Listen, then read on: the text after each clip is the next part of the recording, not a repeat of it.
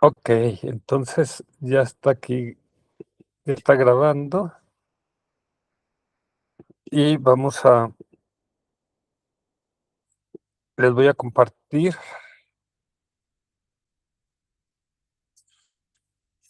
a ver,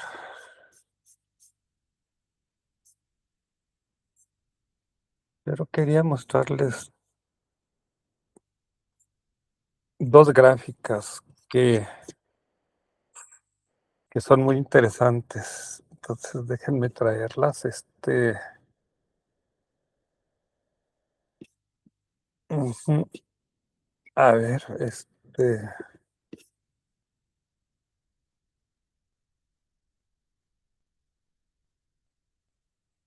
déjenme ver acá, ¿dónde están? A ver,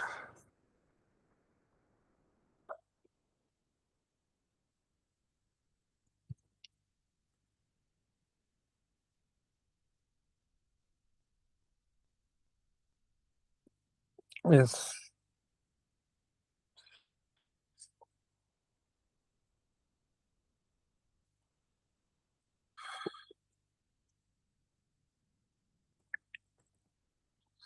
déjenme traer estas dos imágenes nada más que quiero mostrarles, que son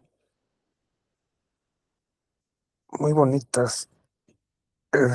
Ya está, aquí ya le encontré una. A ver, entonces aquí está. Ok, y nada más encuentro estas imágenes y empezamos. Aquí está.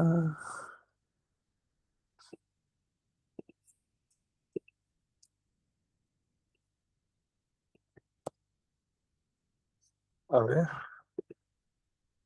ok. A ver, aquí está una.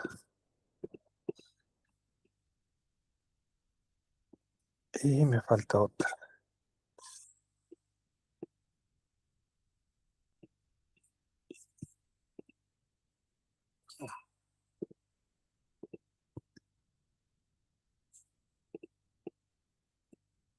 A ver, falta una. Mm, Aquí está. Ok, ya estoy completo. A ver, ok, aquí está. A ver, ¿qué pasó? A ver. Ah, aquí está. Ok, entonces vamos a empezar. A ver, ¿dónde está? Ok, entonces la sesión pasada, dejen abrir la puerta. Hola, Dulce María, Hola, hola, buenas buenas noches. noches, bienvenida. El- Gracias. vamos, vamos a empezar. La vez pasada hablamos de este encuentro que tuvo el rey Indrabhuti, el rey de Odiyana, ¿verdad? Ahorita les muestro dónde queda, con un niño de 8 años, pero pues, no era un niño cualquiera, ¿verdad? Porque era un niño que había nacido pues, no de bebé, ¿verdad? Y no de un vientre materno, sino, hola Yolanda, buenas noches, bienvenida, sino que nace ya de 8 años y nace en un loto, una flor de loto. Entonces, hablábamos que el rey Indrabhuti se había quedado sin dinero, había vaciado las arcas del reino porque era muy generoso con los pobres y pues les había dado todo, toda la fortuna que tenía y casi también se había quedado ciego. Y entonces su ministro le dijo que en el lago de Anacosha podía encontrar la joya que satisface todos los deseos, la joya Chintamani. Y esto más o menos estamos hablando acá al noroeste de la India. El, Aquí está Odiyana. Y en el valle de Swat, ahí se dice que hay 3 lagos. Y en uno de ellos, él había nacido este niño con una flor de loto. Y entonces se encuentra con este niño y veíamos la vez pasada que el rey le hace 7 preguntas, que las voy a repetir. Acá, bueno, voy a repetir la historia, ¿no? Dice el rey Odiyana Indrabuti, como resultado de su inmensa generosidad hacia los pobres y necesitados de su país, por fin había vaciado sus arcas. Además, no tenía heredero para sucederlo como gobernante y su vista le había fallado. Así que él se había propuesto en un viaje en el lago de Danakosha para encontrar una joya que colma todos los deseos, la joya Chintamani. Cuando regresó con la joya, se encontró con el niño increíble y lo interrogó acerca de sus padres, su línea familiar, su nombre y su país, su sustento y lo que estaba haciendo allí. El muchacho cantó su respuesta en una voz encantadora. Mi padre es la conciencia pura de Rigpa, Samantabhadra. Mi madre, el espacio de todas las cosas, Samantabhadri. Mi línea, la indivisibilidad de la conciencia y el espacio. Dejen abrir, Alex.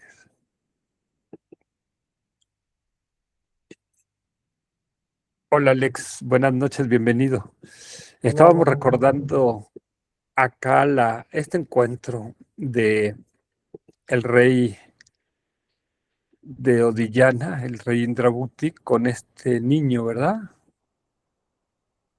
Y pues el rey le hace 7 preguntas normales, desde la verdad convencional. Entonces le dice, ¿quién es tu padre? ¿Quién es tu madre? ¿Cuál es tu linaje? ¿Cuál es tu familia? ¿Cuál es tu nombre? ¿Dónde naciste? ¿Cuál es tu patria? ¿De qué comes? ¿Cuál es tu sustento? ¿Y cuál es tu objetivo? ¿Cuál es tu destino? ¿Qué estás haciendo aquí, verdad? Son preguntas que cualquiera de nosotros podríamos hacer, ¿verdad? Y el rey pues esperaba una respuesta tradicional, una respuesta normal, pero este niño le contesta, mi padre es la conciencia pura de Rigpa, Samantabhadra. Mi madre, el espacio de todas las cosas, Samantabhadri. Mi línea, la indivisibilidad de la conciencia y el espacio. O sea, es como mi linaje, mi familia, es la indivisibilidad de la conciencia y el espacio. Mi nombre, o me llamo glorioso nacido del Lotus. Mi patria es el no nacido Dharmadhatu. Mi sustento consumo pensamientos dualistas. Mi destino, llevar a cabo las acciones de los Budas del pasado, presente y futuro. El rey Indrabhuti lo llevó a su reino y lo instaló como el príncipe heredero.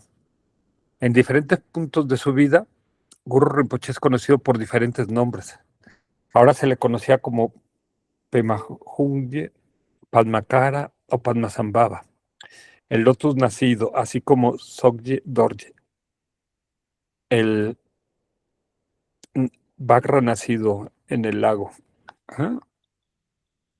Entonces, esto lo vimos, ¿no? Lo vimos la vez pasada, dónde nació. Ajá. Y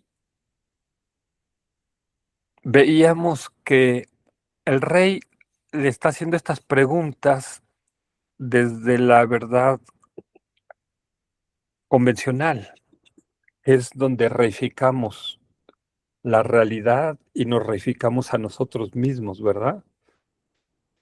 Y eso es lo que en el budismo se llama la ignorancia. ¿Y, y cómo nos podemos liberar cuando dejamos de reificar, dejamos de cosificar la realidad? Vemos que toda la realidad es vacua, que es como un sueño, no es que sea un sueño, es como un sueño. Y vemos la vacuidad incluso de nosotros mismos, ¿verdad? La vacuidad del yo. Y cuando vemos eso, ¡pum!, en ese momento se puede dar la liberación. Pero este niño le responde no desde la verdad convencional, sino desde la verdad última. Y él quise poner en un esquema estas respuestas para entenderlas un poquito más, ¿no? Que las veíamos la vez pasada. Entonces, las preguntas están acá con letra roja, que dice, ¿quién es tu padre? ¿Quién es tu madre? ¿Cuál es tu nombre? ¿Cuál es tu patria? ¿Cuál es tu sustento? ¿Sí? ¿Y cuál es tu destino, verdad? Y entonces las quise poner en este esquema para verlas gráficamente. Del lado izquierdo tenemos en este mapa las dos verdades. Del lado izquierdo la verdad convencional y del lado derecho la verdad última. A veces se le llama a la verdad convencional la realidad relativa y a la verdad última se le llama la realidad absoluta. Y entonces, lo primero que le pregunta es, ¿quién es tu padre? Y él dice, la conciencia pura o primordial, que en Dzogchen se conoce como Rigpa, que es la mente búdica, nuestra naturaleza búdica. Es la claridad y el aspecto luminoso. Y es lo que se conoce como el Buda primordial, Samantabhadra. Y le dice, ¿quién es tu madre? Y él contesta, el espacio de todas las cosas, la vacuidad ilimitada, el Dharmadhatu, que se representa con Samantabhadra. Y entonces veíamos que muchas veces se representa a Samantabhadra y Samantabhadri en unión Yab-Yum. No son hombre y mujer en un acto sexual, ¿verdad?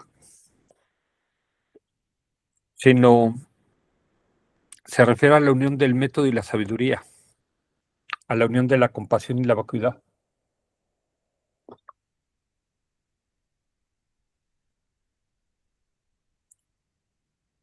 a la claridad y el espacio. Representan la inseparabilidad de dos aspectos de una misma realidad.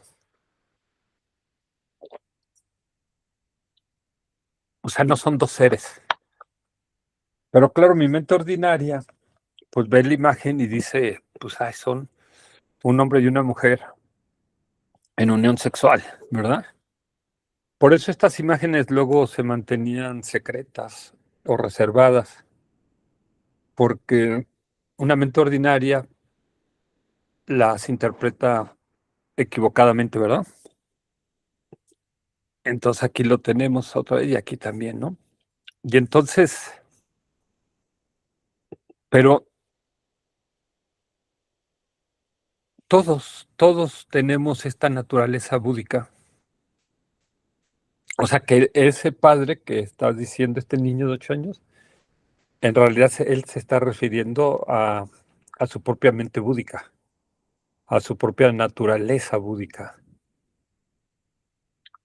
Y luego le dice, ¿quién es tu madre? Y él dice: "El espacio de todas las cosas, la vacuidad ilimitada", porque se dice que la vacuidad está en todas las cosas, en una montaña, en una mesa, en una silla, en un caballo, en un árbol, en un río, en el planeta Tierra, todo es vacuo, ¿verdad? Entonces, esto es muy sutil y muy profundo, muy difícil de entender, ¿verdad? El entonces, quiero que vayamos un poquito más a fondo. Dejen,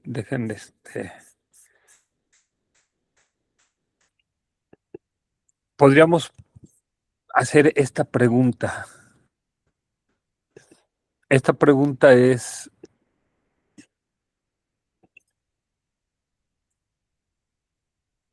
la voy a poner acá.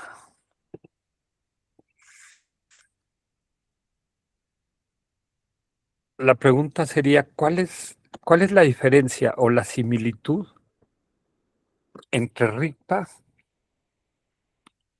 y el Dharmadhatu? Entre la naturaleza de la mente y el espacio que toda la abarca, o entre la naturaleza búdica y la esencia de todos los fenómenos.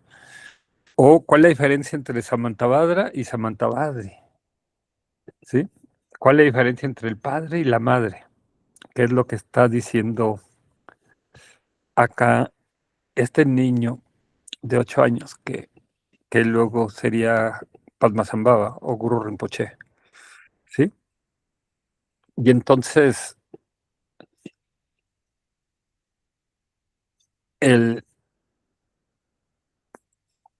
quiero compartirles esto que estuve trabajando acá con la inteligencia artificial para ver que nos ayudara a tratar de esclarecer esta, ¿verdad? El, entonces, déjenme, déjenme aquí, se los comparto. Ok, mejor aquí lo vamos a ver más en grande, entonces déjenlo pongo acá. Ok, entonces,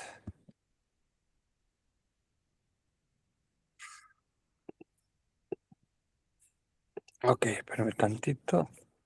Ahorita lo vemos acá y así lo vamos siguiendo mejor. Ahora que, porque este es uno de los puntos claves que cuesta muchísimo trabajo entenderlo, ¿verdad? Yo no sé si lo he logrado entender, pero vamos a ver si lo logramos entender aquí. Entonces, dejen ver esto, nada más necesito una clave 12. Ok, entonces, a ver si así se alcanza a ver mejor.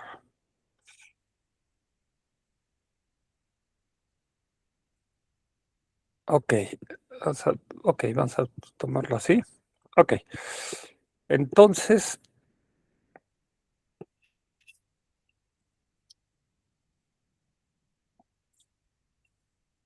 denme tantito, un momentito, y ya lo preparo para que ya nos vayamos,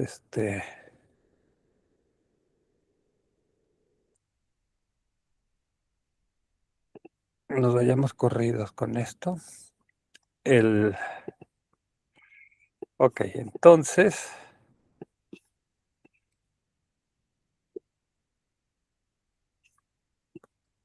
aquí está.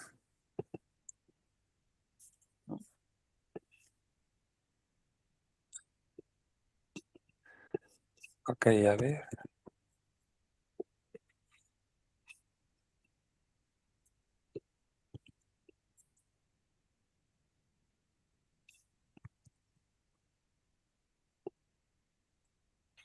ya estoy terminando. Ok, entonces,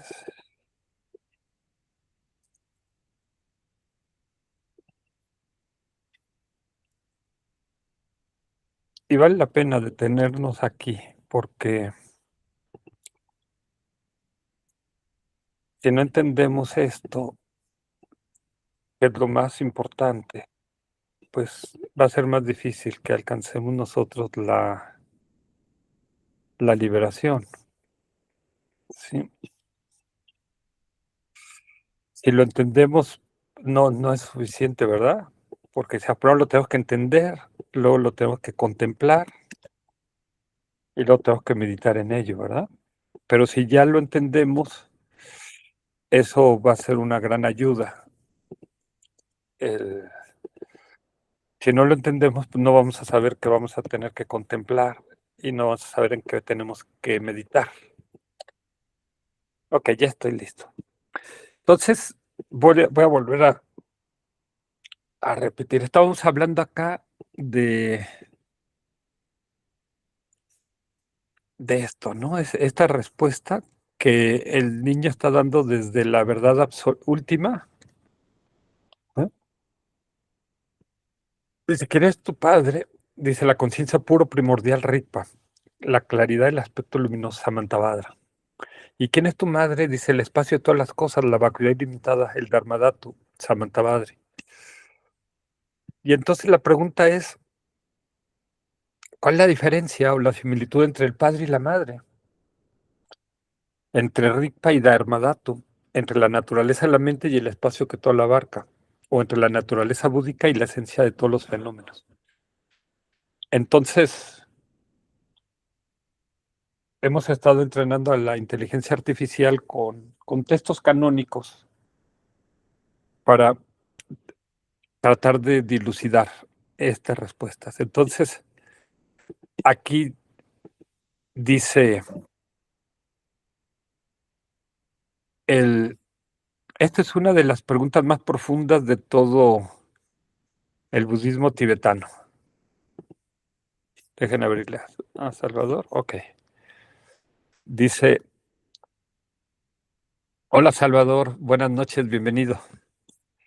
Estábamos aquí viendo cuál era la diferencia entre el padre y la madre de este niñito de 8 años que decía que su padre es la conciencia puro primordial, Rigpa, y su madre el espacio de todas las cosas. Entonces le preguntamos acá a la inteligencia artificial, ¿cuál es la diferencia o la similitud entre Rigpa y el Dharmadhatu? Entre la naturaleza de la mente y el espacio que todo la abarca, o entre la naturaleza búdica y la esencia de todos los fenómenos. Y entonces dice, esta es una de las preguntas más profundas de todo el budismo tibetano. La dificultad proviene de que Rigpa, Dharmadhatu, naturaleza en la mente y naturaleza búdica, Tathagarbha no son cuatro cosas distintas, pero tampoco son exactamente sinónimas. Cada término apunta al mismo hecho desde una perspectiva diferente. Una analogía clásica es la del espacio y la luz. El espacio es ilimitado, abierto e inafectado. La luz permite conocer todo lo que aparece en este espacio. El sol es la unión inseparable de ambos. De manera semejante, los distintos términos enfatizan aspectos distintos de una única realidad. ¿Sí? Por eso a veces se compara la mente con el espacio. La única diferencia es que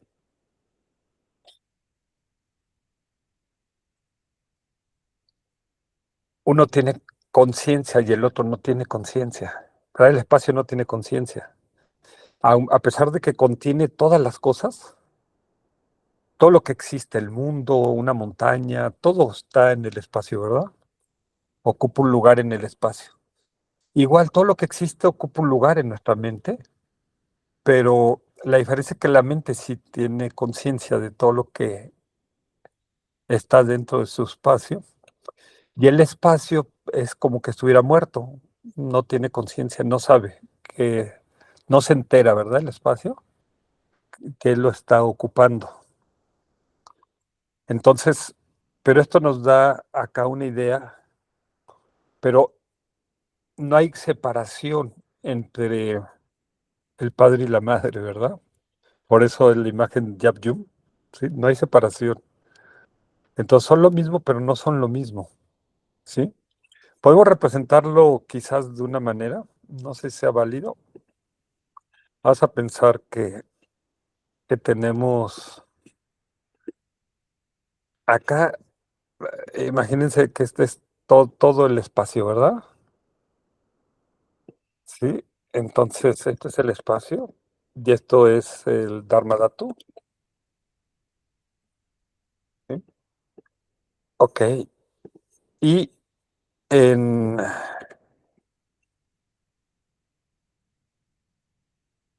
oye, y tenemos acá el, voy a poner aquí más clarito. Vamos a poner aquí a Rigpa. Esta es nuestra mente búdica, nuestra naturaleza búdica, ¿sí?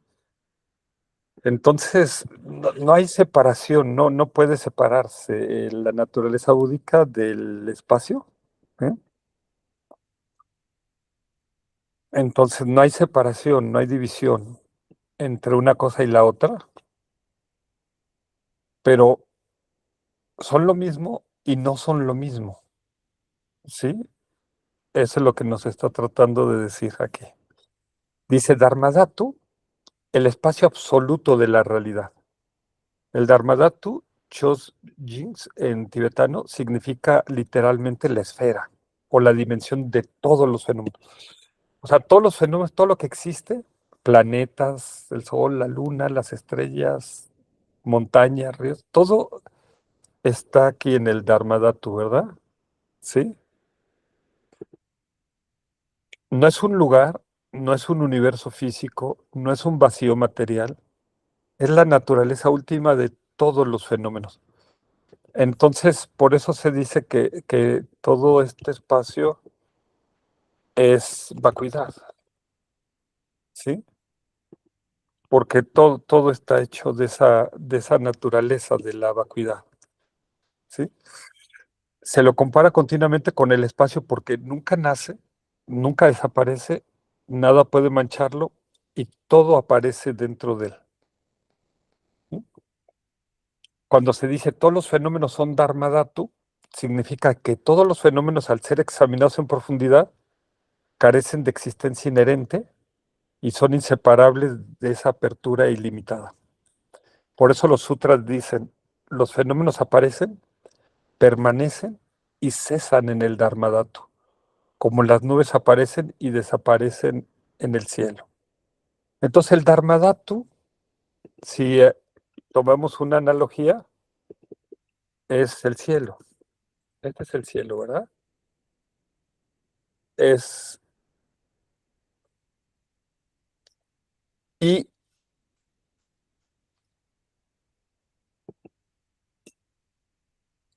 continúa. Rigpa, el conocimiento directo del Dharmadhatu, ahora está hablando aquí, ¿verdad? De Rigpa, acá en el centro. Entonces ahora, ¿qué dice de Rigpa? Dice, primero el conocimiento directo del Dharmadhatu. ¿M? Entonces aquí Rigpa nos habla de que tiene un conocimiento directo.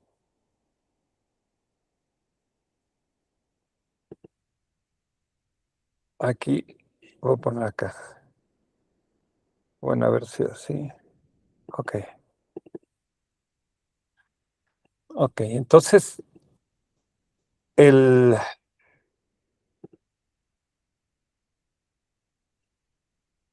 ok, entonces, Rigpa conoce el espacio, ¿verdad? Hay un conocimiento directo de, pero de todo este espacio, ¿verdad? Y de todo lo que surja en ese espacio. Montañas, castillos, árboles, todo lo que aparezca en ese espacio tiene conocimiento directo. Dejan abrir la Marta. Hola Marta, buenas noches, bienvenida.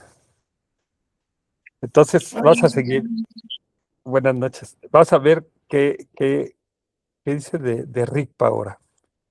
Aquí aparece una unión, una diferencia fundamental. El Dharmadhatu no conoce, RICPA sí, ¿sí? RICPA significa conocimiento primordial, presencia despierta, conciencia autoexistente, ¿sí? No es pensamiento, no es atención, no es concentración. Es la cognición inmediata de la realidad tal cual es. Podríamos decir, Dharmadhatu es el aspecto de vacuidad, Rigpa es la vacuidad que se conoce a sí misma. ¿Sí? Aquí viene algo bien interesante, porque decíamos que Dharmadhatu, dijimos hace ratito, aquí, el Dharmadhatu es la vacuidad de todas las cosas, pero Rigpa también es vacuidad. ¿Sí? Nada más que hay una diferencia. Ripa es el conocimiento directo del Dharmadhatu, ¿sí? Pero también es el conocimiento de sí mismo, ¿sí? Y podríamos ir un poquito más allá, es el conocimiento de todo lo que ocurre, que todo lo que pasa en el espacio. A poner acá, habíamos hecho esta analogía de que el Dharmadhatu es como el cielo, y entonces en ese cielo aparecen nubes. Esas nubes, a ver si puedo dibujar aquí una nubecita. Estas nubes son los pensamientos, son las emociones, son las visiones que tenemos, ¿sí? Estas nubes no son el espacio, ¿verdad? No son el cielo, pero aparecen en el cielo, ¿verdad? Cruzan el cielo. Las voy a poner aquí, blancas, aunque también hay nubecitas, a veces tenemos nubecitas también grises, ¿verdad? Y a veces tenemos nubecitas negras. Ayer, ¿no? Veía el cielo y wow, estaba pasando todo un techo de nubes negras. Así se movían con el viento, se veían impresionantes, ¿verdad? Entonces, estas nubes surcan el espacio, surcan en el cielo, pero no son el cielo, ¿verdad? Pero tampoco son Rigpa, ¿sí? Son nuestros pensamientos, son nuestras sensaciones, son nuestras emociones, ¿sí? Todo estos son. Entonces aquí está diciendo, ¿no? Dice Rigpa, el conocimiento directo del Dharmadhatu. Entonces Rigpa conoce al Dharmadhatu, pero el Dharmadhatu no conoce, ¿verdad? El espacio no sabe qué es espacio, ¿verdad? El espacio no sabe qué ocupa, no sabe que está pasando una nube, ¿no? Simplemente pasa ahí, ¿verdad? En cambio, Rigpa sí, Rigpa sabe, conoce, ¿sí? Conoce tanto al espacio, se conoce a sí misma y conoce todas las nubes que están pasando, ¿verdad? Sí. Entonces dice, el Dharmadhatu no conoce Rigpa, sí, Rigpa significa conocimiento primordial. A veces a esto se le llama la sabiduría primordial, porque esa sabiduría ya existe en nosotros. No la vemos porque está tapada a veces, no reconocemos esa sabiduría porque está tapada de infinidad de nubes, ¿sí? ¿Y cuáles son estas nubes que tapan a nuestra verdadera naturaleza, nuestra naturaleza búdica? Normalmente se habla de cuatro nubes, que son las que no nos dejan ver esa sabiduría primordial, no nos dejan ver nuestra naturaleza búdica. La ignorancia es una de ellas. Uy, a ver. Entonces tenemos aquí la ignorancia es una. Otra es los kleshas o emociones perturbadas que tenemos. La otra nubecita es el karma que hemos acumulado. Y la otra nubecita se conoce como los vasanas, pero son los patrones o hábitos que tenemos de inercia, ¿no? De vida tras vida. Nuestras rutinas, hacemos más o menos siempre lo mismo, ¿verdad? Creemos más o menos siempre las mismas cosas, vemos la realidad siempre casi de la misma manera. Entonces, buena parte del budismo es disipar estas nubes. Dejen ver si las puedo disipar acá. El, a ver si podemos. Entonces, ¿qué pasa si estas nubes se disipan, se disipan? Entonces empezamos a ver nuestra verdadera naturaleza, nuestra naturaleza búdica. Pero cuando, por el contrario, estas nubes son muy gruesas, no nos dejan ver nuestra verdadera naturaleza, ¿verdad? La tapan, ¿sí? Entonces, básicamente lo que hace el Dharma es irlas disipando, disipando esas nubecitas hasta que ¡pum!, desaparecen. Y entonces vemos esa sabiduría primordial que siempre ha estado ahí, ¿sí? No es que la creemos, no tenemos que producirla, sino existe por sí misma, ¿sí? Entonces aquí, esto es lo que un Buda se dice, se ha liberado de todo lo malo y ha adquirido todo lo bueno. Entre todo lo malo, pues es estas cuatro nubecitas y todo lo bueno es que lo que emerge en un Buda, lo voy a poner cuando ya no hay nubecitas ahí. Dejen poner acá. Cuando no hay nubecitas, lo que emerge en el Buda es, generalmente se resume en tres cosas, ¿sí? Las voy a poner aquí. Lo que surge es la compasión, que, que más bien se conoce como la bodichita. No son exactamente lo mismo, ¿verdad? La bodichita va más allá que la compasión, pero surge la compasión, surge la bondad amorosa, el deseo de que todos los seres sean felices, y surge los medios hábiles que el,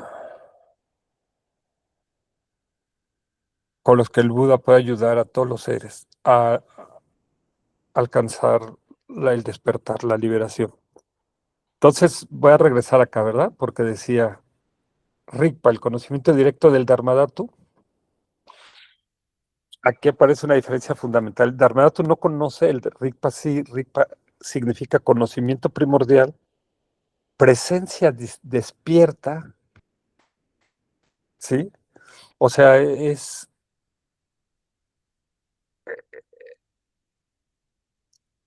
una presencia espontánea, ¿sí? Que está ahí, ¿sí? Porque cuando quitas esas nubecitas, ¡fum!, ahí te das cuenta que está presente y surge de improviso, no porque nazca como un brote, ¿verdad? De una semilla que se convierte en un brote y luego en una plantita. No, o sea, se refiere a que cuando quitas las nubes, tienes la presencia despierta, espontánea del sol, ¿verdad? No lo creas. Ahí estaba atrás de las nubes, pero no lo veíamos, ¿verdad? Y es una conciencia autoexistente. Y decía, no es pensamiento, que los pensamientos son nubes, no es atención, no es concentración, es la cognición inmediata de la realidad tal cual es. Podríamos decir, Dharmadhatu es el aspecto de vacuidad, Rigpa es la vacuidad que se conoce a sí misma. Esta es precisamente una de las formulaciones clásicas del Dzogchen, la vacuidad luminosa que se conoce, ¿sí?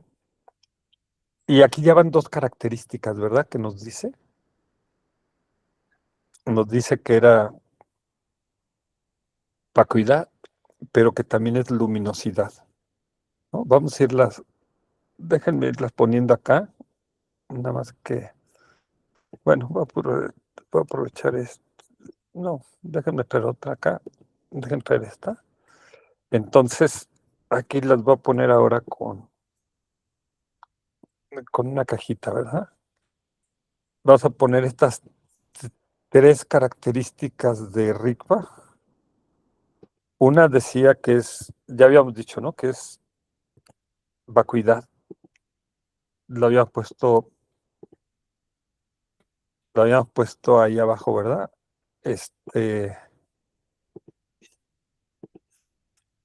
Rigpa es vacuidad, es una de sus características.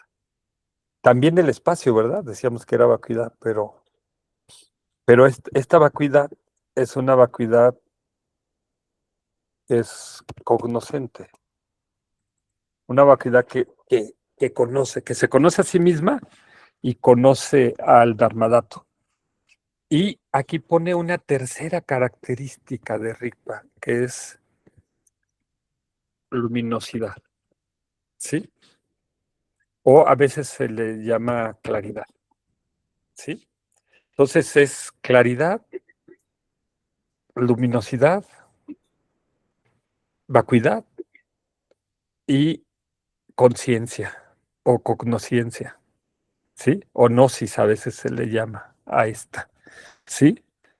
O sea, que conoce, ¿no? También esa palabra se usa a veces en el cristianismo, ¿no? Gnosis es que conoce, ¿verdad? Es esta cualidad de...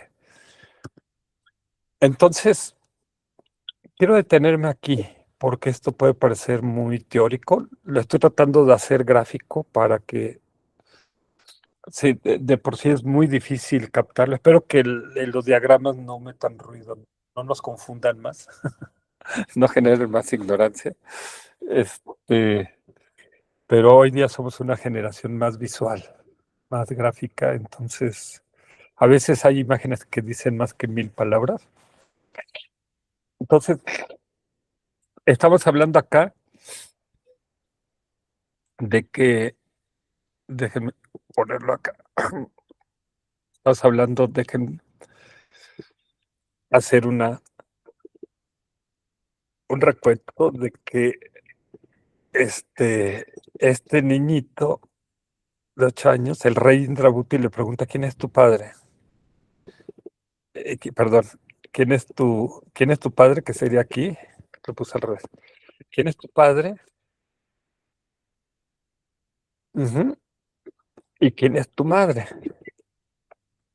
Pero este Guru Rinpoche, pues no tiene un papá, ¿verdad? O una mamá, como nosotros. Él dice, mi padre es pudo haber contestado, mi padre es Samantabhadra, sí, ya no ocupo. Mi padre es Samantabhadra, pero a lo mejor ahí el rey hubiera dicho, bueno, ¿y quién es Samantabhadra? Y mi madre es Samantabhadra. Y hubiera pensado, pues a lo mejor así se llama su papá y a lo mejor así se llama su mamá, ¿verdad? Sí, pero para que el rey no se confundiera, entonces, si se acuerdan, voy a ir a la respuesta acá. Dice, mi padre es la conciencia pura de Rigpa, Samantabhadra, ¿sí? Ahora ya podemos entender un poquito más de qué está hablando. Mi madre es el espacio de todas las cosas, Samantabhadra, ¿sí? Entonces, ok, el, entonces decíamos, es el, otra manera de decir esto, es aquí es la conciencia pura, ¿sí? Y este es el espacio de todas las cosas, ¿sí? Entonces, eso es lo que él está hablando, pero entonces vamos a parar aquí para que esto no sea todo puro rollo, porque decíamos, esto no nos sirve de nada, puede ser pura teoría, tenemos que seguir tres pasos, ¿no? Uno, escuchar, ¿sí? Estudiar, analizar, entender, ¿sí? Preguntar, investigar, hasta que lo hayamos comprendido, hasta que no nos quede ninguna duda de que así es, ¿verdad? Entonces, esto es lo que estamos haciendo, ¿verdad? Y el Buda no enseñaba así, ¿verdad? Este, ¿Por qué? Porque en su época los seres tenían una gran capacidad de abstracción. Entonces ellos, y primero hasta lo memorizaban y luego pum, los iban rumiando, ¿verdad? Masticando en su mente, hasta que pum, les quedaba claro totalmente, ¿verdad? Nosotros, aunque tenemos una capacidad analítica, no sé, mayor quizás que en la antigüedad, mayores instrumentos, inteligencia artificial y el avance de las ciencias y todo esto, nuestra capacidad de asimilarlo a veces es un poquito más complicado. O lo entendemos con la cabeza, pero no con el corazón. Y entonces, como decía un maestro, decía que un practicante tenía, déjenme poner sí, pongo acá sí, déjenme poner una figura acá, para que sea más gráfico lo que les quiero decir. Bueno, voy a poner dos, para que no parezca que es, bueno, no, voy a poner nada más una. Entonces decía que esta persona, voy a poner acá esta persona, decía que esta persona tenía todo el conocimiento, y estaba hablando de un gran practicante, ¿verdad? No voy a decir nombres. Decía que todo el conocimiento lo tenía en su cabeza, pero que no lo había logrado bajar a, no lo había logrado bajar a su palabra, a- que a veces simboliza con la garganta, ¿verdad? Que no lo había bajado la caca, ¿sí? Y decía que mucho menos, tampoco lo había bajado, tampoco lo había logrado bajar a su corazón, ¿sí? El, y el conocimiento enciclopédico, teórico, académico no nos va a liberar, pero es el primer paso, ¿verdad? Pero tendríamos que bajarlo de aquí al corazón. Entonces, el primer paso es escuchar, analizar. El segundo paso es observar o contemplar. Pero básicamente aquí hay un vínculo. ¿Qué tiene? ¿Qué tiene que ver? ¿Qué tiene que ver el punto uno conmigo? ¿Sí? Aquí el punto uno, el conocimiento está en la boca del guru, del lama, del kempo, o en los libros, o en los sutras. ¿Eh? ¿Qué tiene que ver con mi vida? ¿Qué tiene que ver con mi pasado, con mi presente, con mi futuro? ¿Sí? ¿Cómo cambiaría mi vida si asumiera que eso es cierto? ¿Sí? Hasta que aquí hasta que aquí ocurre un insight, un pequeño despertar, un momento de luminosidad, ¿sí? Caray, ¿sí? Y entonces, en ese objeto, en ese insight, emplazas, emplazas a tu mente en atención unipuntual, en shamatha. Aquí estamos haciendo el camino un poco al revés, ¿verdad? Porque muchas veces se hace primero shamatha y luego se hace vipassana, ¿sí? Que esto sería meditación analítica o vipassana. Puedes hacerlo así, ¿no? Primero shamatha, atención unipuntual, y luego meditación analítica, ¿verdad? Entonces harías tres primero y luego al final uno. Pero el otro camino es, no estamos haciendo primero análisis, conocer, qué es lo que estamos aquí ahorita, tratando de entender qué le dijo este niñito de 8 años al rey Indrabhuti. ¿Qué le contestó? ¿Sí? Hasta que no nos quede ninguna duda qué está diciendo, pero ahora tenemos que contemplarlo, observarlo, ¿sí? Todo va a ser una pequeñita meditación.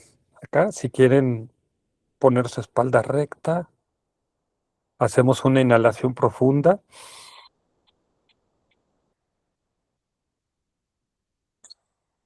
y una exhalación como un suspiro. Y vamos a primero a traer a nuestra mente esta escena, ¿no? De donde está el rey Indrabhuti y se encuentra a ese niñito y le hace esas dos primeras preguntas. ¿Quién es tu padre? ¿Quién es tu madre? Entonces, velo ahorita desde la realidad convencional. Son dos personas mm, que puedes pensar, pueden ser como cualquier otra, personas ordinarias, aunque una es rey y el otro, aunque parece un niño, resulta que es un Buda, resulta que es Guru Rinpoche. Y el rey le hace dos preguntas que parecen cualquier cosa. ¿Quién es tu papá? ¿Quién es tu mamá? Y él le contesta, mi padre es Rigpa, es Samantabhadra, perdón. Y mi madre es el Dharmadato, Samantabhadra. Entonces imagínense el rey se sorprende, ¿verdad? Porque, ¿cómo? ¿Qué me está contestando? ¿Un niño contesta de esa manera? Pero ahora vamos a dar un pasito hacia la realidad última, hacia la verdad absoluta.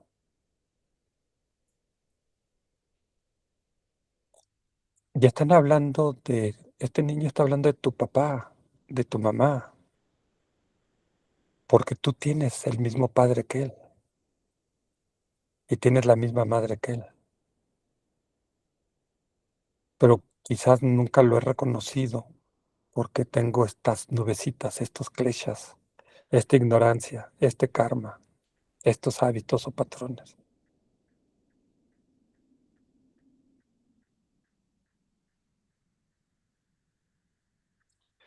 Ok, y entonces dice, bueno, si tu padre es Samantabhadra, es Ripa, es la conciencia autocognisciente. Ripa tiene ese padre tiene tres cualidades. Entonces, y si realmente es mi padre y existe dentro de mí, tengo que ser capaz de verlas, ¿verdad? Entonces, vamos a empezar con la más fácil, es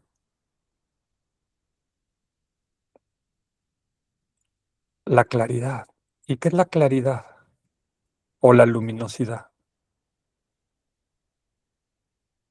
Es todo lo que surge en tu mente, todo lo que pasa, cualquier pensamiento es claridad, cualquier emoción es claridad, cualquier sensación es claridad, cualquier imagen es claridad, cualquier recuerdo es claridad.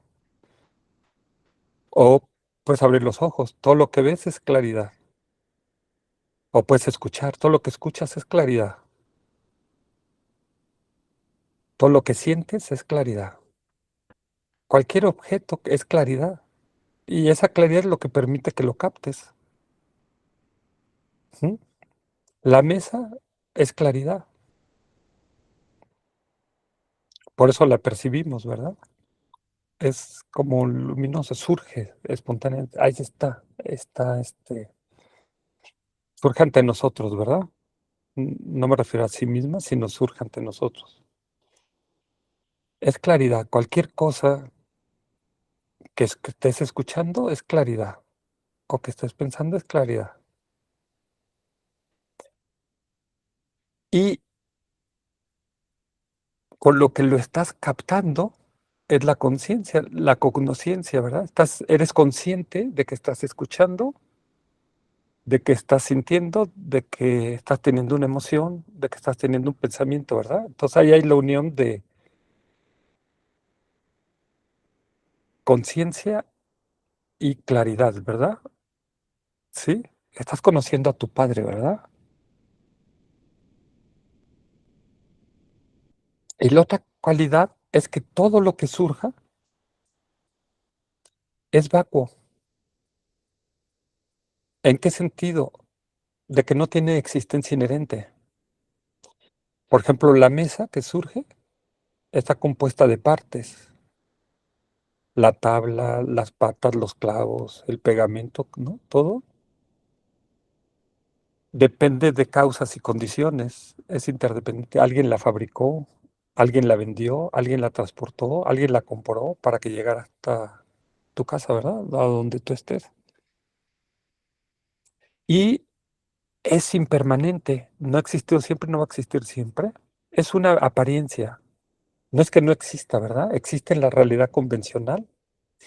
Pero cuando tratas de buscar el alma mesa, no hay alma mesa, ¿verdad? Un alma sería algo simple, de una sola pieza, algo independiente y algo permanente. Esa mesa, en cambio, está vacía de simplicidad, no tiene simplicidad. Es como un vaso vacío de simplicidad. Si el agua fuera la simplicidad, ese vaso no tiene esa agua, ¿verdad? De simplicidad. Está vacío de simplicidad. Ese vaso está vacío de independencia y ese vaso está vacío de permanencia. ¿Por qué? Porque esa mesa es compuesta, es dependiente y es impermanente. Cuando algo tiene esas tres características, esa mesa está vacía. Pero igual la montaña, igual el río, igual el árbol, igual los otros seres, ¿sí? Y más no se diga los pensamientos. A ver, trata de atrapar uno de esos pensamientos y meterlo en un frasquito de vidrio con tapa, encerrarlo ahí, ¿verdad? No puedes, ¿verdad? El pensamiento está vacío. Puedes decir es una energía o qué es el pensamiento. Lo puedes tocar, lo puedes ver y tocar, no. Pero existe, existe. Una intención que tienes. Tengo la intención de ir al cine. Esa intención la puedes ver, la puedes tocar, la puedes fotografiar, ¿sí? Es vacua, ¿verdad? Todo lo que pasa por tu mente es vacuo. No es que no exista, existe, por eso lo puedes percibir, tu conciencia lo puede ver. Esa es claridad y es vacuidad, ¿sí? Vamos describiendo a tu papá. a tu padre, a Samantabhadra, a Samantabhadra, perdón, a Rigpa, a tu naturaleza búdica. La diferencia es que el Buda lo ve todo el tiempo. Nosotros a veces como que lo tratamos de percibir, intuir. Un bodhisattva quizás de cierto nivel lo ve cuando está en meditación, pero cuando sale de meditación lo deja de ver así, ¿verdad? ¿Sí? Entonces este niñito dice, este es mi papá. Todo surge de ahí, ¿verdad? ¿Sí? Y le dice, bueno, está bien, ¿y ahora quién es tu mamá? Ah, pues es Samantabhadra. ¿Y qué es Samantabhadra? Es el Dharmadato. ¿Y qué es el Dharmadato? El espacio donde habitan todas las cosas. Tu propia mente habita en ese espacio, ¿verdad? Rigpa habita en ese espacio. Pero no hay separación entre ambos. Esto lo vamos a ver más en la tercera pregunta, cuando le dice quién es tu familia, quién es tu linaje, y le dice la unión de Samantabhadra y Samantabhadra, la unión de Rigpa y del Dharmadato. No están separados. Los separé, perdón, para análisis, ¿verdad? Para entenderlo, pero no están separados, están unidos. Son lo mismo y no son lo mismo. Por eso algunos maestros dicen, la mente es como el espacio, es espacio, pero es un espacio cognosciente. Entonces ahorita vamos a poner toda la atención en las sensaciones. Las sensaciones que tenemos en el cuerpo, calor, frío, dolor en alguna parte, incomodidad en alguna parte, alguna molestia que tengamos en el cuerpo. Contar tu mente las sensaciones.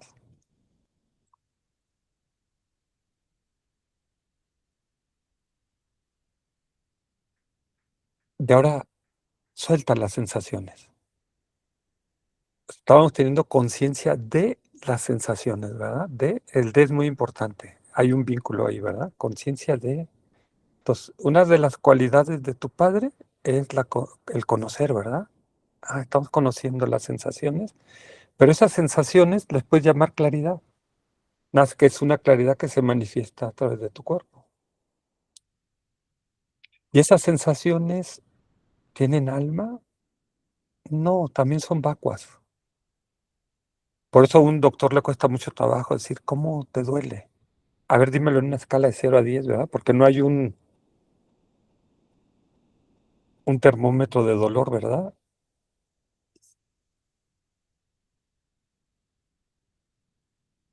Entonces, hay distintos umbrales de dolor, ¿verdad? Entonces, ahora suelta las sensaciones y pon toda la atención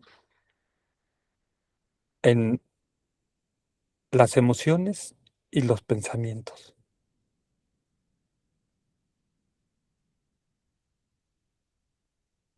en estas nubes que pasan por tu mente.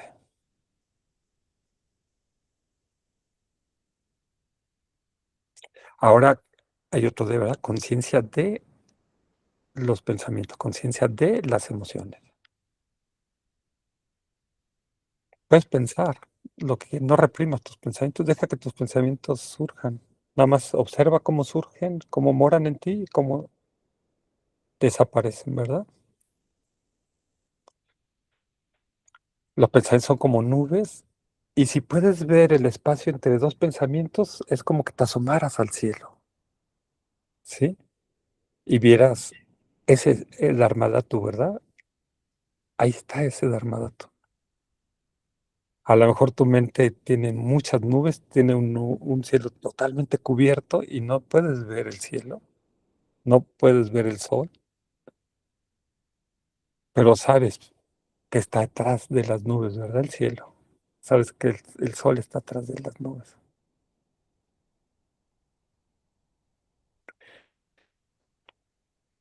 Y ahora suelta las emociones y suelta los pensamientos. Y vamos a poner la mente en los pensamientos más sutiles,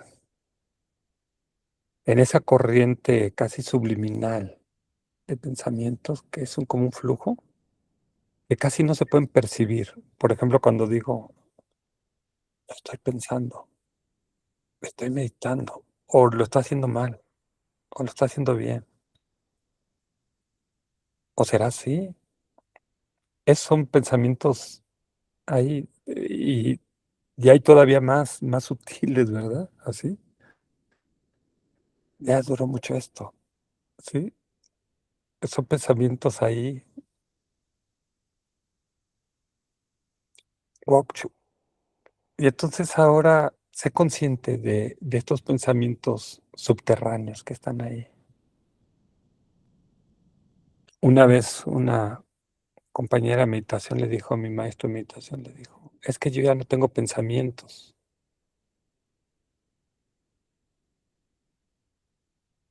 Y yo no sé si sería cierto o no, pero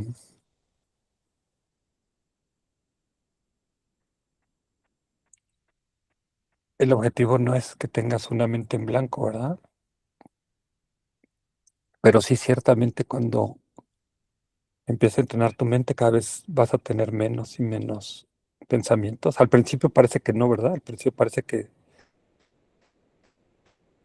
ahora es peor porque tengo más pensamientos que antes, que empezar a meditar. Pero no es que tú tengas más, es que ahora estás siendo consciente. La otra cualidad de nuestro Padre, ¿verdad? Ser consciente. Ok, ¿eres consciente? Suelta los pensamientos sutiles.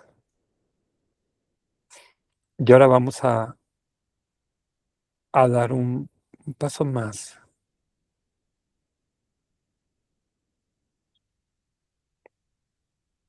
Suelta las emociones, suelta los pensamientos y pon toda la conciencia en la conciencia. Sé consciente que eres consciente.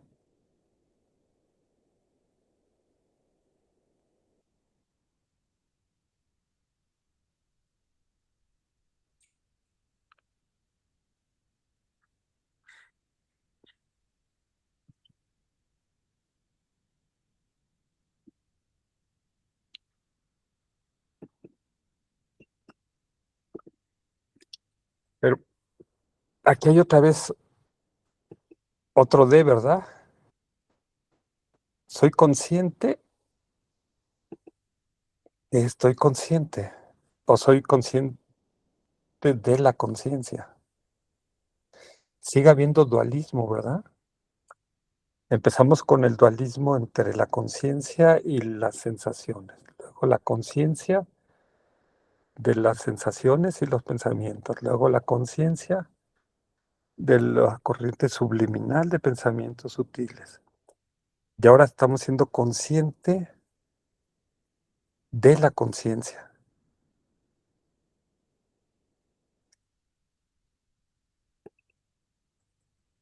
Un día el, dice un sutra que el Buda regañó a un monje. Yo qué curioso, nunca había leído algo así. No sé si eso pasó, ¿verdad? Pero el Buda que tenía tanta paciencia, tanta ecuanimidad, tanta, tanto yoniso manasikara, aceptación sabia. Dicen que había un monje que les decía a todos sus compañeros que el Buda había enseñado que éramos la conciencia. Y todos los monjes le decían, no es cierto, el Buda no ha dicho eso. Pero él decía, sí, el Buda lo dijo. Entonces, esto causó mucho debate, mucha incertidumbre, mucha discusión ahí en la sangha, en la comunidad espiritual. Y entonces, el, pues llevaron a este monje a presencia del Buda y, y le dijeron al Buda que este monje aseguraba que él había dicho que éramos la conciencia. Y el Buda se enojó. No, bueno, no sé si se enojó, ¿verdad? Que dice que el Buda ya no se enojaba. El Buda, este, le, no sé si le gritó, ¿no? Pero bueno, lo regaña y le dice, ¿cuándo he dicho yo que somos la conciencia? ¿Dónde lo dije? ¿En qué lugar? ¿Sí? ¿A quién? Se lo dije. Nunca he dicho eso. ¿Por qué dices esa mentira? ¿Sí?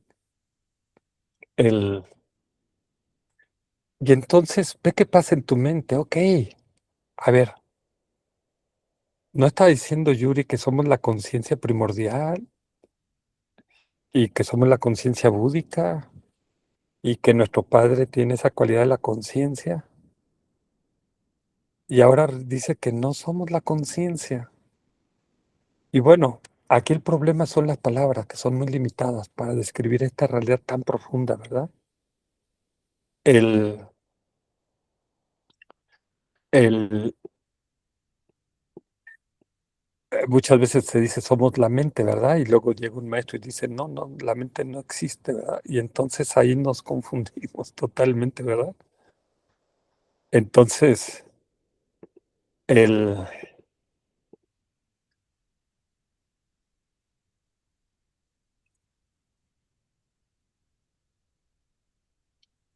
entonces aquí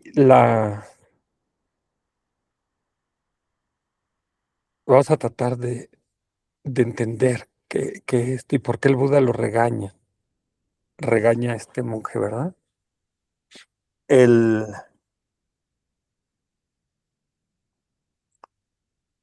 empezamos primero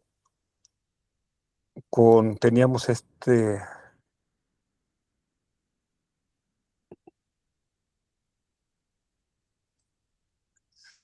sensaciones, ¿verdad? Entonces, las, voy a aprovechar esta imagen que teníamos acá. Entonces, esto que llamamos yo, ¿no? Este ser. Entonces tiene uno una forma física, ¿verdad? Un cuerpo material, ¿verdad? Que podemos ver y tocar, ¿verdad? Pero cuando empezamos la meditación, entonces nos fuimos a las sensaciones. Dije, pon tu conciencia, sé consciente de tus sensaciones, pon todo ahí. Y luego dijimos, suéltalas, ¿verdad? Y luego dijimos, pon la conciencia en los pensamientos y en las emociones. A veces los separamos nosotros, pero en el budismo tibetano, este, se le llaman dharmas a los dos, con un sinónimo, ¿no? Luego nos fuimos a la corriente sutil de pensamientos, pero eso se le puede llamar formaciones kármicas. A veces se meten ahí, ¿no? Esa corriente, o a veces esto se le pone un genérico como intenciones, ¿no? Pero puedes decir, esa corriente subliminal está ahí, ¿verdad? Y luego llegamos y decíamos, ahora suelta eso y pon la conciencia en la conciencia o de la conciencia, ¿sí? Entonces nosotros teníamos acá la conciencia de las sensaciones, de los pensamientos, de las formaciones kármicas. Y este monje dice, el Buda dijo que somos esto, que somos la conciencia. Pero eso es una mentira. El Buda dijo que estos cinco son los cinco agregados. Estos son los cinco. skandhas en sánscrito, o los 5 montones, ¿sí? Pero sí, ciertamente, y lo vamos a ver en las escuelas filosóficas, hasta la escuela 8 creen que somos uno de estos 5 skandhas, que somos la conciencia, ¿sí? Los locayatas creen que somos el cuerpo, ¿verdad? ¿Sí? El, ok, ahora regresa a tu meditación. Estamos haciendo aquí meditación analítica, vamos a regresar a la meditación shamatha. Vuelve a inhalar, exhalar, y ahora vamos a, vamos a dar un pasito más, ¿sí? Esto es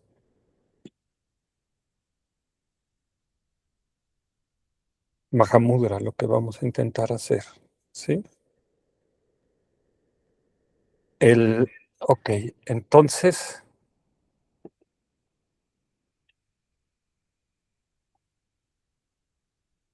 recorre así rápidamente, ok. Primero me dijeron que pusiera la atención en las sensaciones. Ya te lo estoy mostrando acá en este esquema. Entonces, que pusiera la atención en las sensaciones y ahora que suelte las sensaciones, ¿verdad? Ok. Ahí es el primer D, ¿verdad? Este D. Luego me dijeron, ponga la atención en los pensamientos, las emociones y luego suéltalos.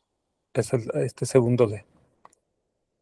Y luego ahora me dicen que ponga la conciencia en los pensamientos sutiles, Ogyu, ¿sí? Aquí tenemos otro D, en esta partecita está gris, ¿verdad? Un tercer D. Y ahora me dijiste que pusiera la conciencia en la conciencia de la conciencia. Ser consciente que estoy consciente. Ponte ahí.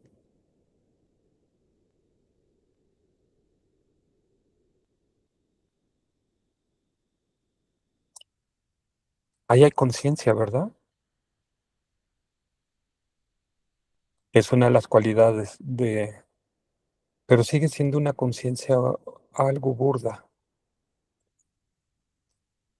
Es como la mente observando a la mente, ¿verdad? Soy consciente que soy consciente. Pero ahí hay dualismo, hay dos cosas. Hay otro la conciencia de la conciencia. Ahora suelta, suelta a la conciencia.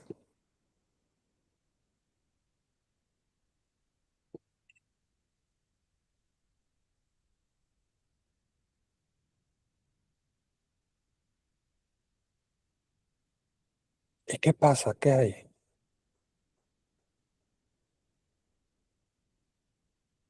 Suelta todo.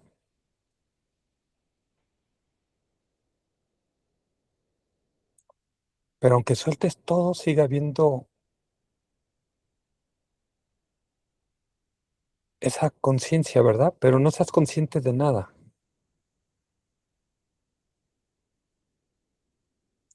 Y cualquier cosa que pase, pensamientos, ruidos, sensaciones, verlos es claridad, pero es una claridad vacua. Ese rayo, ese trueno, ¿sí?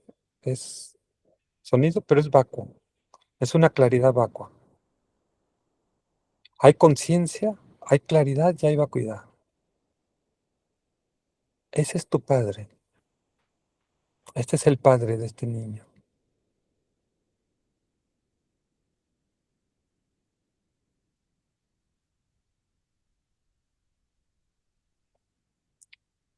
Descansa un poquito, pero no salgas de meditación. Te lo voy a contar de otra manera. Le pregunté a la inteligencia artificial. Es una historia que yo oí hace muchos años. No recuerdo, no la tengo Tenía que buscar ahí en los sótanos, ahí de dónde se quedó esta historia. Entonces le dije, ¿existe una historia con un discípulo colgado de un palo? Y dice, no he encontrado una fuente canónica conocido que contenga exactamente. Es una historia, no, aquí falta una lámina. Es una historia, a ver, es que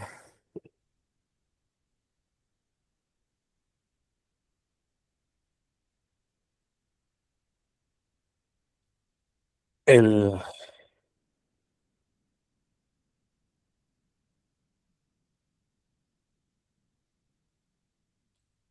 a ver, se las voy a poner acá. Dice, es la historia, esta historia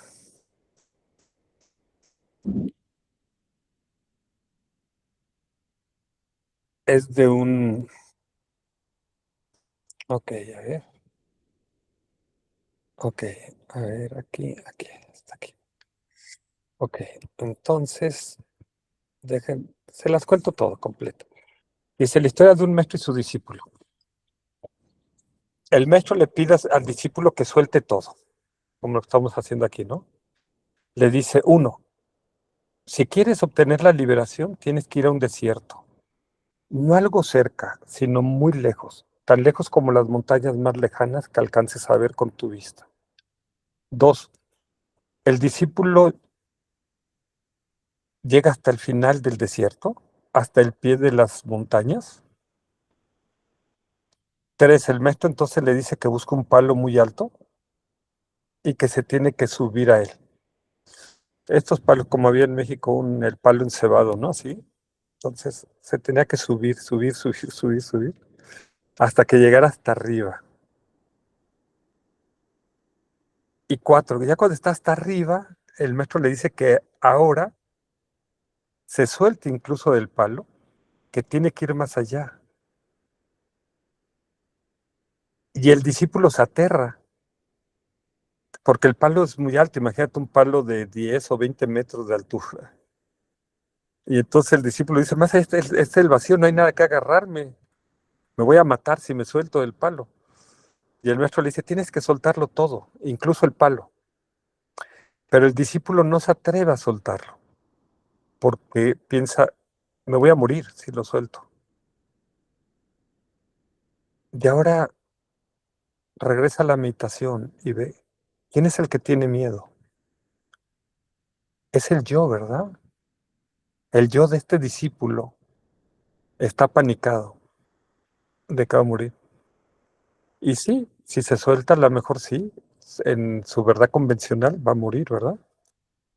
Pero en su verdad última, en su naturaleza búdica, no puede morir, ¿sí? No va a morir, ¿sí? Pero nosotros vivimos en la realidad convencional, entonces nos aferramos del palo, ¿verdad? Entonces le pregunté esto a ChatGPT, a la inteligencia artificial. ¿Conoces esta historia? Si es así, ¿me puedes dar la referencia canónica de dónde existe? Dice, sí, conozco una versión de esa enseñanza, pero no en la forma exacta que la narras. Desierto, montaña y un palo muy alto. Hasta donde llega la literatura budista conocida, esa historia no pertenece a ningún sutra o tantra canónico identificado. Más bien parece una reelaboración moderna de una enseñanza zen y Mahamudra muy antigua. La referencia más cercana y famosa es el dicho atribuido al maestro Chan chino, Xiangyan Shixian. Cuando hayas llegado a la cima de un poste de 100 pies, da todavía un paso más, ¿sí? En chino, bueno, no sé chino, pero entonces no la inventé yo, ¿verdad? Esa historia la leí en algún lado y era, no sé si era de este maestro.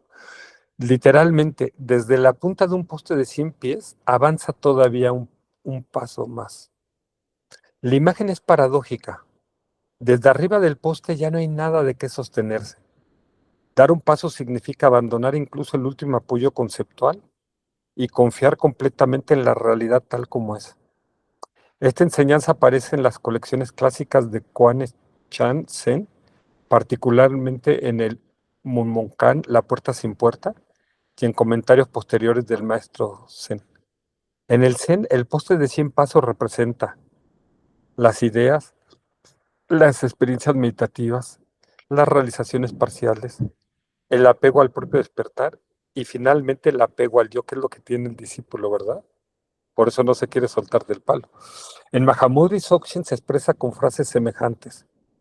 Suelta incluso al que medita, abandona al observador, no te aferres ni siquiera a la vacuidad, deja que la mente repose sin puntos de apoyo.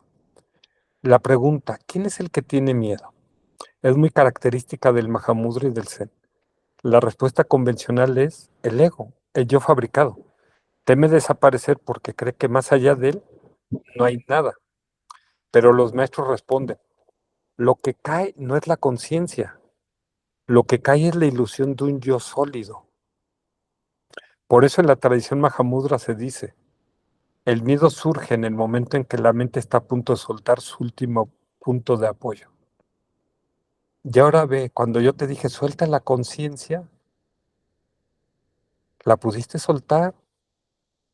O a lo mejor tu yo te dice, no, yo soy la conciencia, si lo suelto, nada, me voy a morir como ese discípulo. Si sentiste miedo, reconócelo y puedes decir el mantra de Tara Verde, Om Tare Tu Tare Ture Soja, Om Tare Tu Tare Ture Soja, Om Tare Tu Tare Tu. Ella es la que disuelve el miedo. O si sentiste mucha confusión, puedes decir el mantra del Buda Manjushri, Om Arapat Sanadi, Om Arapat Sanadi, Om Arapat Sanadi. O si sentías que caías en el vacío, como este discípulo que su maestro le dijo, suelta el palo, medita en Prajnaparamita, la Buda de la sabiduría. Tayata Om Gate Gate Paragate Parasangate Bodhisvaja. Tayata Om Gate Gate Paragate Parasangate Bodhisvaja. Tayata Om Gate Gate Paragate Parasangate Bodhisvaja. Y así, sigue recitando, depende de lo que necesites. O si necesitas sentir compasión por ti, recita el mantra del Buda Chenrezig, no Avalokitesvara, o Wanyin, o Mani Padme Hum, o Mani Padme Hum, o Mani Padme Hum, el que quieras. O si no te acuerdas de ningún mantra, repite el Om Ahum, Om Ahum, Om Ahum. Voy a seguir. Decía, en la tradición Mahamudra se dice, repito, el miedo surge en el momento en que la mente está a punto de soltar su último punto de apoyo. Porque la mente no es ninguno de los cinco skandhas, está más allá de los cinco skandhas. Pero para eso necesitamos llegar a la novena escuela filosófica, a Prasangika Mayámica, ¿verdad? Para soltarlo todo. Y Saraja diría que cuando uno finalmente suelta el poste, no cae al vacío, sino que descubre que siempre estuvo sostenido por la naturaleza de la mente. Pero obviamente él está hablando desde la verdad absoluta, ¿verdad? Así que la historia que cuentas probablemente sea una adaptación contemporánea de la antigua enseñanza del poste de 100 pies, una metáfora clásica del Chanzen, compatible con las instrucciones del Mahamudra. Si te interesa, puedo rastrear la referencia textual exacta en el Mumonkan y mostrarte cómo fue interpretada por maestros como Dogen, Hakuin, Ekaku o por los maestros tibetanos del Mahamudra. Pero hagamos una pausa aquí para obtener una advertencia importante. Hay que tener cuidado como le pasó al amigo de Tulkurjen Rinpoche, el padre de Chokinigma, de Mingyur Rinpoche, de Sokni Rinpoche, y eso que era una persona realizada. Tulkurjen estaba en su ermita de Nangi Gompa, en la montaña del norte del valle de Kanmandú, en Nepal, arriba donde está la estupa de Budanat, y su amigo vivía más abajo. Un día su amigo le insistió que lo fuera a visitar porque le quería platicar un logro espiritual que había alcanzado. Y él no quería ir. Tulkurjen decía, no, estoy ocupado, tengo cosas que hacer. Pero el amigo le insistía, ven, tienes que venir. Te preparo una comida especial para que vengas, ¿sí? Te doy una bebida especial. O sea, le ofreció todo para convencerlo que fuera. Y ya fue Tulkurien. Y entonces el amigo le dijo que podía volar. Y Tulkurien le dijo que tuviera mucho cuidado porque se podía lastimar. Y se regresó a su casa. Las casas estaban muy cerca, ¿no? Relativamente. Y al rato Tulkurien escuchó un ruido muy fuerte y salió a ver qué había pasado y encontró a su amigo tirado en el fondo de la montaña, ¿verdad? Había intentado volar, pero se había desplomado. Entonces no intentes soltar todo, no intentes soltarte el palo, como este discípulo, si estás a 20 metros sobre el piso, ¿verdad? Y si todavía no has logrado trascender la realidad convencional, ¿sí? Porque te va a pasar como este discípulo, ¿verdad? Nos podemos matar o podemos resultar heridos, ¿verdad? El, prosigamos. La imagen del poste de 100 pies es una de las metáforas más famosas del Chan y del Zen. La referencia clásica suele atribuirse al maestro Chan, Changsha Jinsen, y fue incorporada posteriormente a varias colecciones de koanes. La frase original en chino, literalmente, desde la punta de un poste de 100 pies da todavía un paso más. La imagen es deliberadamente imposible. Si ya estás en la punta del poste, un paso más significa no tener nada absolutamente a qué aferrarte. La referencia clásica. La enseñanza aparece en el caso 79 del Yoruku, el libro de la serenidad, una colección de koanes compilada en la tradición Soto Zen. El verso atribuido a Changsha dice, sentado en la punta de un poste de 100 pies, aunque uno haya entrado en la verdad, todavía no es genuino. Desde la punta del poste de 100 pies debe avanzar un paso más. Las 10 direcciones del mundo entero se manifiestan en todo el cuerpo. La idea es que incluso una experiencia profunda de iluminación puede convertirse en otro objeto de apego. La interpretación de Eigen Dogen.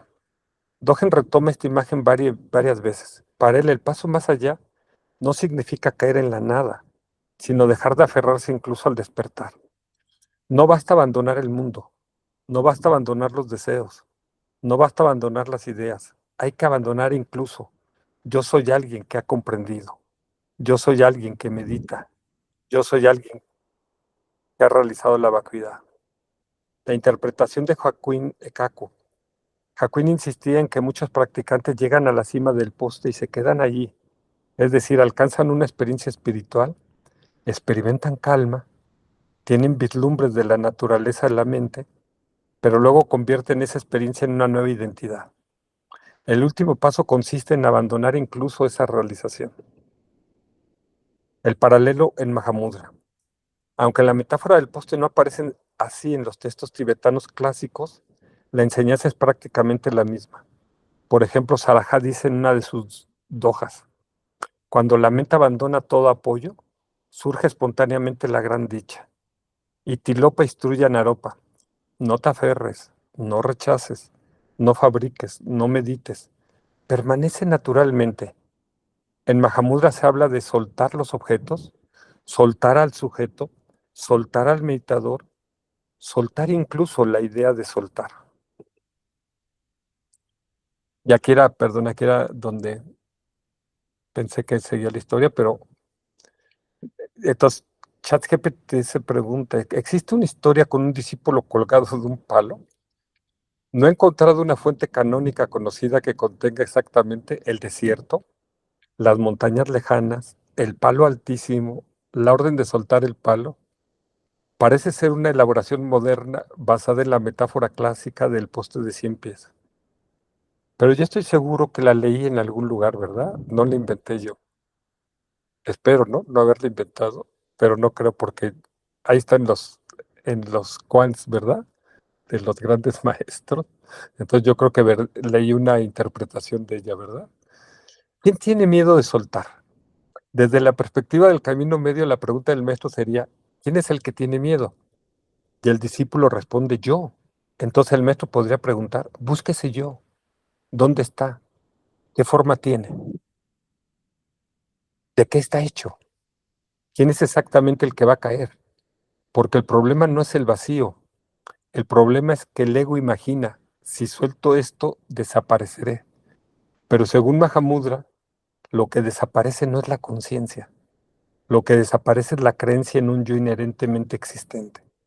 Entonces descubre algo inesperado.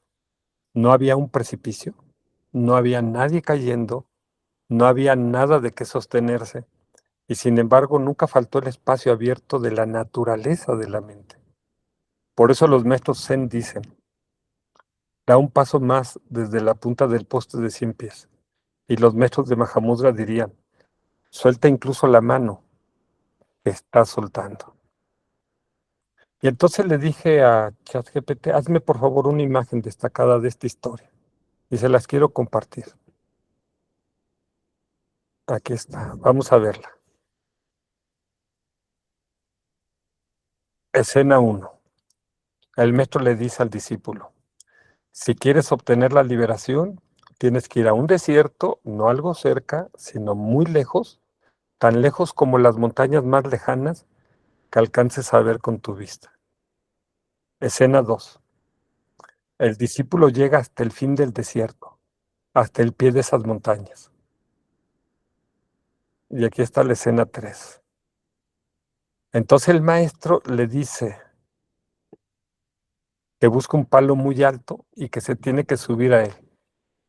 El discípulo obedece y lo hace, ¿verdad? Porque dice, mi maestro siempre dice la verdad, mi maestro siempre quiere lo mejor para mí, mi maestro me apoya incondicionalmente. Entonces él se sube, hace lo que le dice su maestro, y ya cuando está aquí arriba, fíjense acá a toda la altura del palo, el maestro le dice que ahora se suelte incluso del palo, que tiene que ir más allá. Escena 5. El discípulo se aterra. Más allá es el vacío, maestro. No hay nada de qué agarrarme. Tienes que soltar todo, incluso el palo. Escena 7. El discípulo no se atreve a soltarlo porque es un palo muy, muy, muy alto y piensa que si lo suelta se va a matar. Si lo suelto me voy a matar, maestro. Conclusión. ¿Quién es el que tiene miedo? El ego, el yo. El ego se aferra por miedo a desaparecer, pero más allá del miedo hay libertad. Soltarlo todo no es caer, es descubrir que no hubo nada. Es descubrir que nunca hubo nada que sostener. Y ahora vamos a volver a nuestra meditación. ¿De qué palo estoy yo agarrado en mi vida? ¿De mi padre, de mi madre, de mi hermano, de mi tía, de mi abuelita, de mi casa, de mi dinero, de mis títulos, de mi trabajo? ¿De qué? ¿De mi conciencia? Y aquí me dicen, suelta también la conciencia, porque esa conciencia está muy emparentada con el yo, ¿verdad? Tengo que soltar el yo. Y si suelto el yo, ¿qué queda? Lo que queda es tu naturaleza búdica, tu verdadera esencia. Por eso se dice que si quieres lograr la liberación, tienes que tener una percepción directa, no conceptual, de la vacuidad del yo.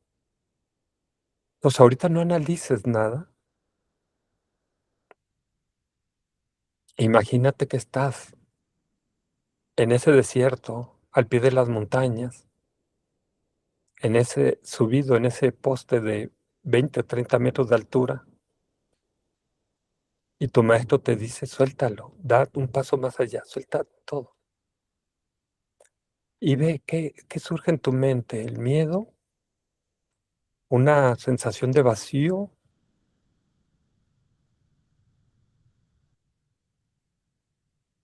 Ok, por eso el Buda regañó a este discípulo cuando le dijo a este monje, ¿verdad? ¿Cuándo he dicho yo que somos la conciencia? Tienes que soltar incluso la conciencia. Y por eso los maestros hablan de que solo te quedas con la claridad y la vacuidad.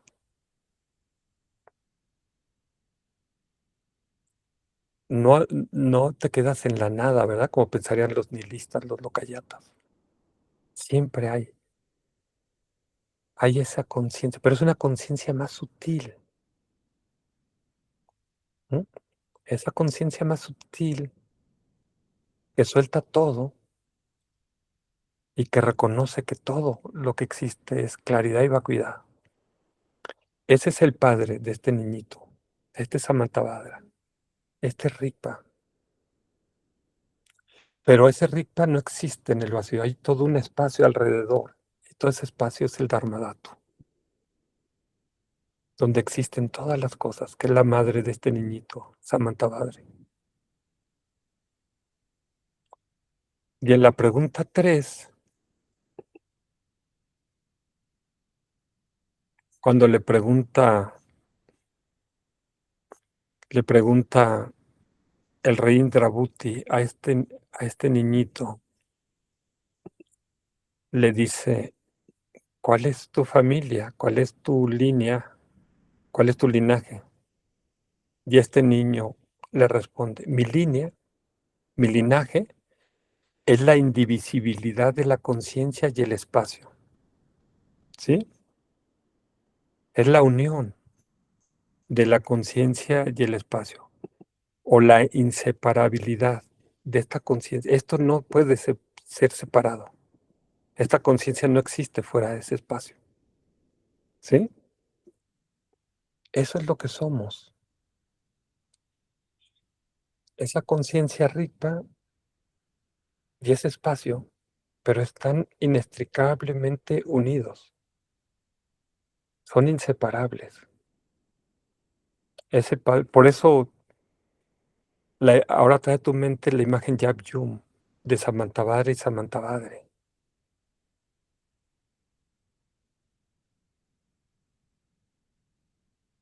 Tu padre y tu madre están abrazados en tu conciencia búdica, en tu conciencia superior, en tu mente crística, en tu mente búdica.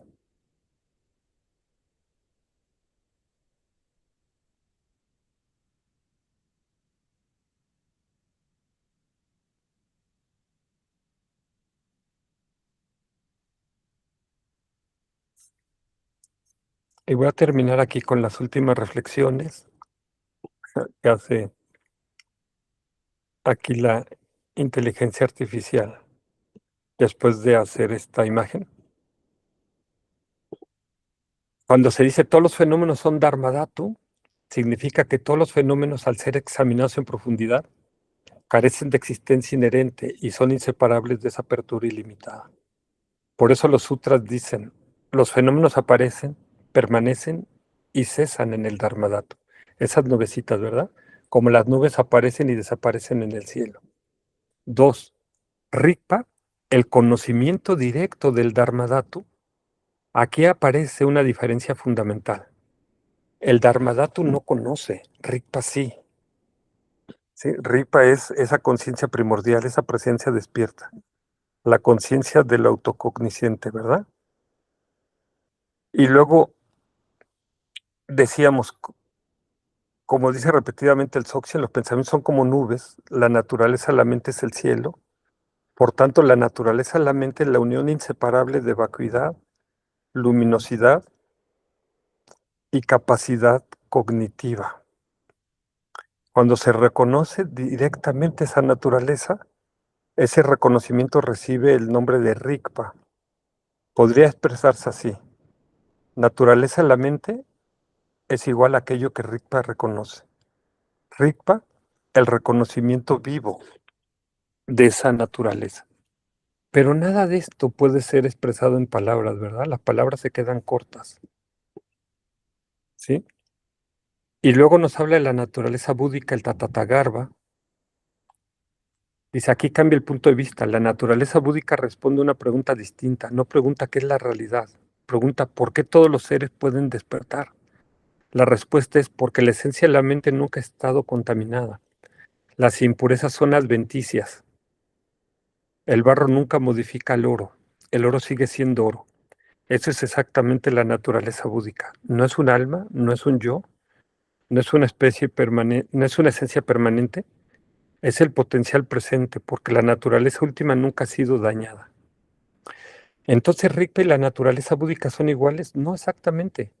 La naturaleza búdica es la que siempre ha estado presente. Rigpa es reconocerlo. Podría decirse, naturaleza búdica es igual a la luna. Rigpa es mirar la luna directamente. Y el Dharmadhatu es aún más amplio. No solo es la naturaleza de la mente, es la naturaleza de una montaña, una emoción, un pensamiento, una galaxia, un átomo. Todo comparte exactamente el mismo Dharmadhatu.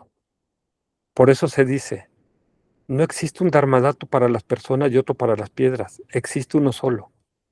¿Qué añade el Dzogchen? El Dzogchen hace una afirmación extraordinaria. Dice, ¿no basta comprender que todo es vacío? Eso también puede entenderlo la filosofía. Lo decisivo es reconocer que esa vacuidad es simultáneamente consciente, luminosa, despierta. Esta es la famosa expresión. Cada pureza primordial, Lungrup, presencia espontánea. La pureza primordial corresponde al aspecto de vacuidad. La presencia espontánea corresponde al aspecto de luminosidad y manifestación. Rigpa es la inseparabilidad de ambas. Mahamudra diría prácticamente lo mismo. En Mahamudra se emplean expresiones muy similares. Vacía en esencia, luminosa por naturaleza, sin obstáculos en su manifestación. Eso es prácticamente idéntico a la explicación del Dzogchen. La diferencia está sobre todo en el método para reconocerlo, más que en la realidad descrita.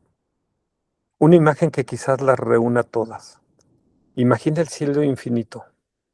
El cielo mismo representa el Dharmadhatu. Su amplitud ilimitada simboliza la apertura sin límites de la realidad.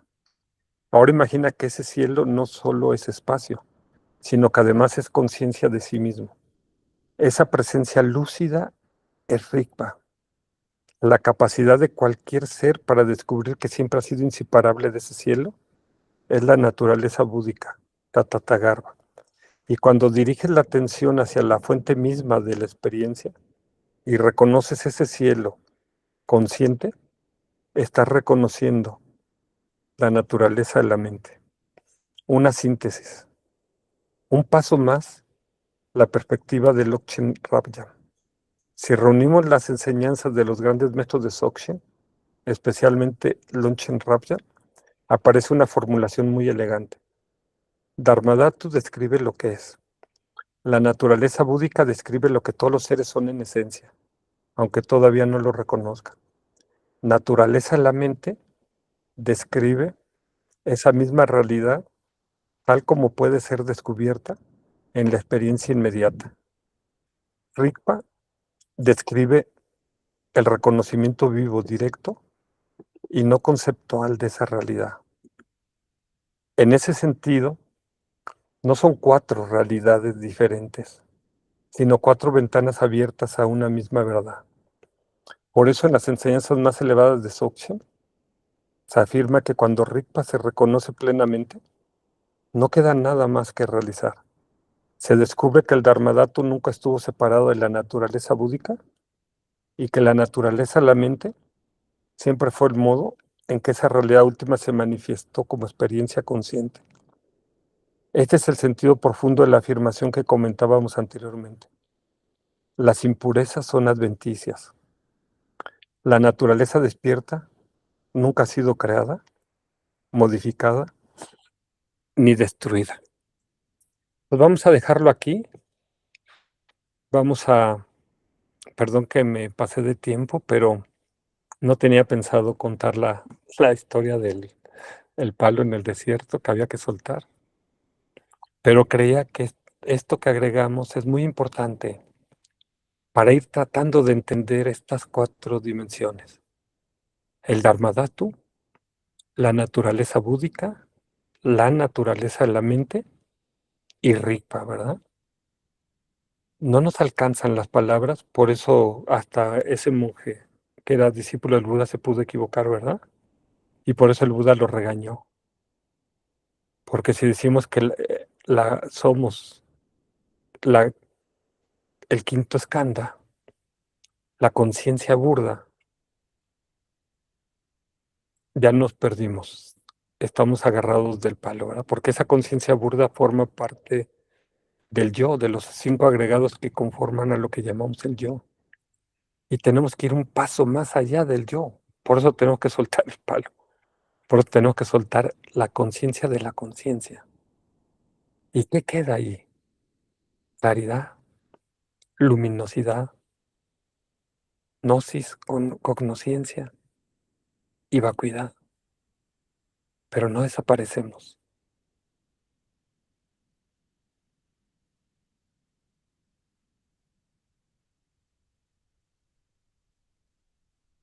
Ok, vamos a terminar dedicando el mérito que se haya podido haber acumulado mediante estas enseñanzas que trajo este niñito de 8 años y que se las dio al rey Indrabhuti de este país lejano, pero para que llegaran a nuestros tiempos y que conociéramos a nuestro verdadero Padre, no al Padre de esta vida, no a los infinitos padres que hemos tenido en nuestras infinitas vidas, y que conociéramos a nuestra Madre, a nuestra verdadera Madre.